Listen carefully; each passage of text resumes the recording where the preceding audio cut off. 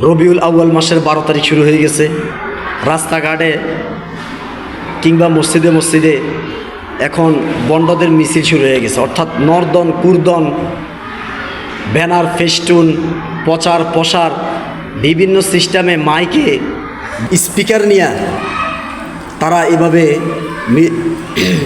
গান বাজনা শুরু করে দিছে, অর্থাৎ জশ্নে জুলুস ঈদে মিলাদুন্নবী পালন করা শুরু করেছে।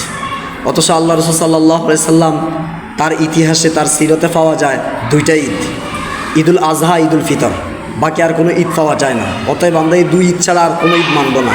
তারা যতই লাফালাফি করুক তারা মানুক, আমরা মানব না। কিন্তু এখন আমার কথা হলো, তারা এই যে জশ্নে জুলুস ঈদ ও মিলাদুন্নবী পালন করতেছে, এটা কোত্থেকে আসছে? আসলে মূলত তারা গণ্ড মূর্খতার কারণে, তারা না জানার কারণে, কোরআন হাদিস না পড়ার কারণে আজ তারা এগুলো করতেছে। ঢোল তবলা বাজাইতেছে গানের সিস্টেমে। হিন্দুরা যেরকম এই তাদের বিবাহ অনুষ্ঠানে গান বাজনা বাজাইতে বাজাইতে ছেলের বাড়ি মেয়ের বাড়ি যায়, ঠিক আজকে আমরা মুসলমানরাও তাদের অনুসরণ করতেছি। তাহলে আমরা আসি এলাম মূল ঘটনায়, যে এই যে জশ্নে জুলুস ঈদ প্রচার প্রসার কোত্থেকে আসছে?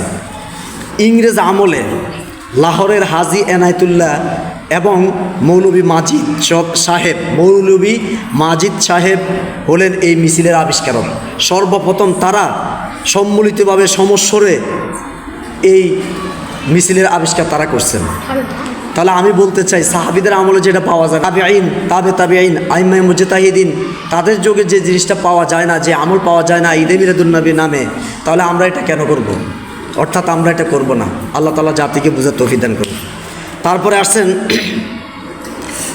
তাওয়ালুদ ওয়ালাম্মা তাম্মা মিন হামলিহি, অর্থাৎ তারা যে বাংলা কবিতা ছন্দ আকারে উর্দু ফার্সি এবং আরবি কিছু কবিতা বইলা মসজিদে বা মানুষের বাড়িতে বাড়িতে মিলাদ কিয়াম করে, এটা কোত্থেকে আসছে? সম্মিলিতভাবে সমস্বরে যে কবিতা ও পীরের নামে, অনেকে আবার পীরের নাম, খানকার নাম, বাবার নাম, এগুলো নাম লইয়া ওরা মিলাদ পড়ে, বলে এগুলা আবার এটাও বলে যে রসুলের হাদিসে আছে, রসুলের আমলে আছে। এই সমস্ত ডাহা মিশা কথা বইলা মানুষ ইমান ধ্বংস করতেছে। তাহলে আমরা ইতিহাস থেকে জানবো এগুলো কোত্থেকে আসছে।